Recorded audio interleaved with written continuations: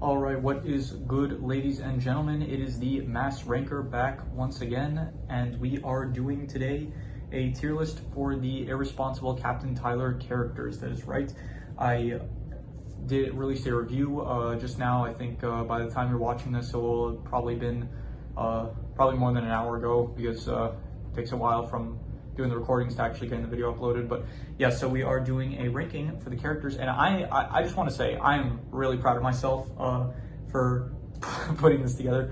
I figured out how to. It's pretty easy. You just save images to a folder on your laptop, and then it's pretty easy to then implement it into Tier Maker. I gotta say, ever since I started this channel, I've become so much more tech savvy. Like, I used to be very tech illiterate, and then I've been learning a lot still, how to edit, how to make tier lists and stuff. I'm not the most useful knowledge to know, but still I'm very proud of myself for being able to put all this stuff together. Anyway, so with that said, let's get started with the tier list. I am going to, okay, so first one we got here is Princess Azaleen.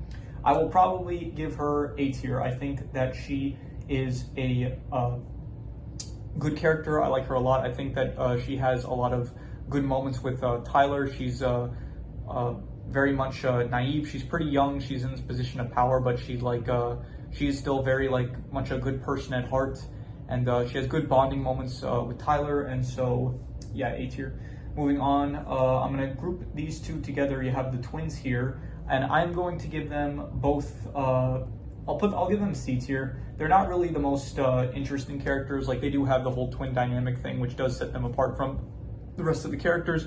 However, they I don't know, they had one episode where it's most of their moments are tied up with Kojiro. So and I like him as a character more, but they had one episode where they wanted to become pilots and stuff, and it kind of came out of nowhere. They were oh, it's our destiny to become pilots, and then suddenly they're just amazing at it. Although at the start of the episode they established that they're not they don't have the aptitude to be pilots.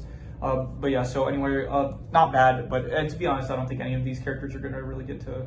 Actually, okay, there's gonna probably be one or two characters that might be D tier. But moving on, I don't remember this character's name, so just give me a second here. I forgot that I need to have the character names pulled up for this, otherwise, because I'm not good at remembering names. So, Kotori, we have the blonde hair guy. He is, in my opinion, the most disappointing character, because he does seem like he has a pretty important role in the show. He is the head navigator and stuff, but you never learn anything about him. You never find out anything too much about his character. So for that, I'm just gonna give him B tier. He seems like he has a lot of potential and stuff, and he does have good, I guess, lines and stuff. He still, as a character, he's still fine, but it's just I wish they would have spent more time on his character and you found more about him. Moving on, we have Harumi. She's a spy. She ends up failing to kill Captain Tylor like she was supposed to do, and then she ends up learning to really care for Captain Tylor because she sees what a good person he is, and then ultimately she ends up joining the Soyokaze crew permanently. And so I will give her probably, I'll say B tier. B tier above Kotori. Here's the thing, she's very prominent at the start of the show, but then towards the end it's you really don't see that much of her. So because of that, that brings it lower. But at the start she's very good. The only issue is that you don't really see her later on towards the end of the series as much. Anyway, Captain Tylor, just S tier. He is an S tier character. He is great. Love him a lot. Fun fact, he is voiced by Crispin Freeman, I think that's his name, who is the same voice actor as Itachi from Naruto. So I thought that was pretty funny that you have the voice actor who voices Itachi, a very serious, dark character, and then he's also voicing Captain Tylor. So yeah, he's just a great character. I like him a lot. He got very good moments in the show. He has a lot of good comedic bits. He's a very interesting character to follow along to. Just every situation he gets up to, he's this very good person that always manages to. He never worries about anything, and everything ends up working out for him. He's just a great character. Like him a lot. And yeah, moving on, we have this is one of the Marines. His name is Anderson. Yes, Anderson. I will give Anderson probably. I would put him in. I would say high B tier. And honestly, I would probably also put the second Marine, what's his name? Cryburn? Yeah, so Cryburn, I would also put him next to him. I think I like, honestly, no, I like Cryburn a bit more. They're both high B tier. They're like, the Marines in general, they're kind of one note. They're just, they're very much like ready for battle. They want to fight and stuff throughout the entire show. They're not the smartest, but they're also, yeah, they're entertaining to watch and stuff, but they're not really nothing much more than that. So because of that, I would just give it high B tier. The Doctor, I really like the Doctor. I would give the Doctor, I'll say a high A tier. He's always drunk, always drinking, always talking about drinking. He's pretty wise. He's like, he's very smart. And yeah, a lot of the moments that he's in, when he's talking with Tylor or something, he does clearly see like Tylor's potential as a captain, especially towards the start of the show when no one else really sees it in him. He's like, he can tell that Tylor's like special and stuff, and then he's a good captain. Moving on, we have Anson Kojiro Sakai. I remember his full name. I will put him in. I'll put him in a. I'm thinking with this one, and I think I would put him B tier above. I'll say B tier above Katori. His name's Katori, right? Where is his character? Yeah, Katori. Yeah.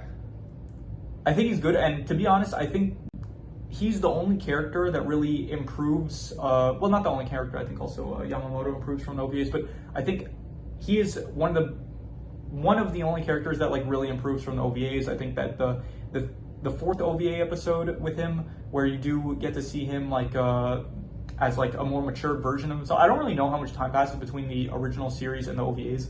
Because like when they talk about him in the OVAs, there's like, oh, he's a member of the Soyokaze crew. He's like a veteran, the shoot down king and stuff.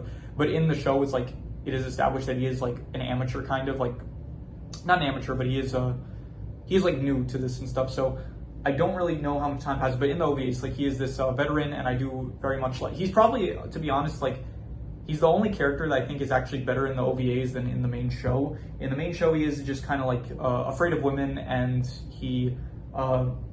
Spends a lot of time with the twins, so yeah, I'll give him where I put him.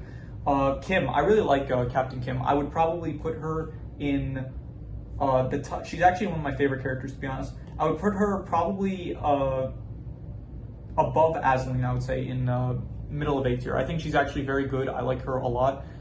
She's kind of more like carefree. She's kind of like Yuriko, except she's more on the carefree side, but she is still very much a soldier and stuff. I think this is what I wanted. I wanted this from Katori. She gets an episode where it's like she kind of like gets to explain her motivations for like why she's a soldier and stuff. She's like, oh, I needed something to do in life or something like that. So she explains that, and then she gives her character some depth. I think it's good, where it's like she wants to like be a woman, but at the same time like be a soldier. So I think that she's a good character, and so I will say middle of A tier. Next we have Yamamoto, who I would probably give Yamamoto. I don't think S tier, but I'm thinking high A tier. In fact, I will put him in A tier above the Doctor. I think that he is very good as the second lieutenant. He's probably the most morally righteous person in the show, besides maybe Yuriko. He like very much wants to do the right thing. He is a captain. He's always wanted to be. He's not a captain. He's a lieutenant. He's always wanted to be a captain. I think the OVAs actually did a good job of exploring his character a bit more and his motivation for like why he wants to be a good soldier with like his mentor. Yeah, so I think that he's very good. He has good comedic moments. His growth to learn to appreciate Captain Tylor is also very good, and so I will give him top of A tier. Moving on, we have, I forgot this guy's name. He is Wang. Yeah, so he is the main antagonist kind of the whole show. And I will give him probably bottom of C tier, to be honest. I don't really like his character just because like the only time you ever see him, he's just like speaking with Azaleen and like trying to like make his case for why they should go to war and stuff, and that's all his character really ever does. It's like very one note, no depth to it or anything. So yeah, just because of that, like, I guess it serves the purpose well of like being the antagonist that like in all shows, like you have like in a lot of shows there is just that one antagonist which is like being evil for the sake of being evil, and then you have like the antagonists that are more like morally ambiguous. So he's like filling the role of like just the guy that you're supposed to hate. So, but because of that, I don't like him as much as the rest of the characters. Hannah. Okay, so this is the only character where I would really give D tier. I'm gonna be honest, I didn't really like his character that much. He doesn't do anything really in the show. He's basically just a hostage in the second episode for the terrorist attack, and other than that, he's a friend of Tylor, and Tylor does really care for him, but they don't even spend that much time together. It's like they met in the second episode, and other than that, it's like they met a few times after that, and then Hannah dies, and so Tyler's really sad, which I think was good I don't know if it was good for Tyler's character, because I mentioned in my review how I feel about like how they handled the ending of it. But I do like how it's like he did care for Hannah. I did like that aspect. But Hannah himself, just he doesn't talk. He never like does anything really in the show. So because of that, I'm just gonna give it D tier, like not an F tier, not a terrible character that's like you hate, but you know he's the weakest out of like all the characters. I would say Dome, I will give probably, I'll say high B tier. And here's the thing, he is probably the character that the OVAs ruined the most, because I really liked in the original show where it's like he had this respect for Tylor and he liked him a lot, and not liked him, but like he had this very deep respect for Tylor, and he served Azaleen to the end. But then in the OVA, and this is surprising because it was in the first 2 episodes, which I thought were actually the best out of all the OVAs, he kind of like loses a lot of that. It's like he starts really hating Tylor, but at this point it feels like, yeah, okay, you're enemies, but you've met this man and you kind of like know his personality by now, and so you know whatever he's doing that may seem malicious, it's obviously not for malicious intent. And then it's like he whips Tylor and stuff, and it feels like, okay, this feels very out of character for Dome, and because of that, it kind of bumps him down a bit. Not really bumps him down. I think even without that, it would still be a high B tier character. He doesn't do too much really. Not that he doesn't do too much, because he is like the main general that Azaleen has for the Raugon Empire, and he is doing a lot of the attacks and stuff.